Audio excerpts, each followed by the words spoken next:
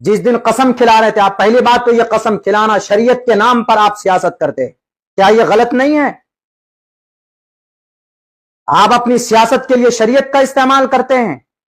क्या अगर कोई कसम खा लिया तो पूरी जिंदगी आपका नौकर बनकर रहेगा, या पूरी जिंदगी आपके लिए सिर्फ कुर्सियां बिछाएगा, पूरी जिंदगी आपके लिए सिर्फ कार्यकर्ता बनकर रहेगा? कसम खिलाकर बांधना चाहते हैं आप? पहली बात तो आपका यह अमल बिल्कुल सरासर गलत है, गलत है। हमने किया वो हमारी नादानी थी, हमने सिर्फ इस उम्मीद पे कर लिया कि चलो हमें टिकट मिलेगा। अगर पार्टी के उस उम्मीदवार को जिसको टिकट दिया जाएगा उसका साथ देने के लिए तैयार हो तो पार्टी का झंडा लेकर फिरो, वरना अपने अम्मा के घर में बैठ के रहो। ये नहीं सुना उनका मकसद नहीं सुना दूंगा।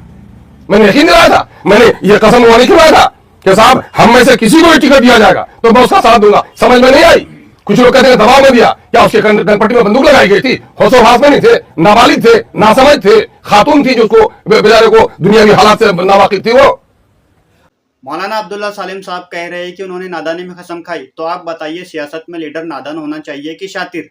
आगे देखते हैं मौलाना साहब क्या कह रहे हैं, फिर करते हैं मौलाना की बात पे बात। देखिए, हमारा फॉर्म मुकम्मल रेडी था, हमारे पेपर रेडी थे, सब कुछ कि हम टिकट लेकर आएंगे, टिकट का सिंबल लगाएंगे, हम वहां पर दाखिल करेंगे। मेरा कैंसिल कैसे हुआ? नॉमिनेशन हमने दिया निर्दलीय से, और भाग 1 भाग 2 भरा जाता, भाग 1 भरा जाता है पार्टी का कैंडिडेट होता है, भाग 2 भरा जाता है निर्दलीय का होता है। हमने पहले का जो फॉर्म हमारा भरा था टिकट वाला फॉर्म, वो हमने सबमिट किया, उसके साथ फॉर्म 2 भी, भाग 2 भी भर दिया था। जिम्मेदार कौन बना बताइए? आपकी उम्मीद पर आप मुजरिम हैं, सरासर मुजरिम हैं। अब देखिए, मौलाना साहब ने इस्तीफा दे दिया था। इस्तीफा देने के बाद से उनका एआईएमआईएम से नाता खत्म हो गया था। उसके बाद की जो भी कार्रवाई थी वो उन्होंने अपने जिम्मेदारी से की है। उन्होंने फॉर्म गलत भरकर भी एआईएमआईएम पे इल्जाम लगा रहे हैं।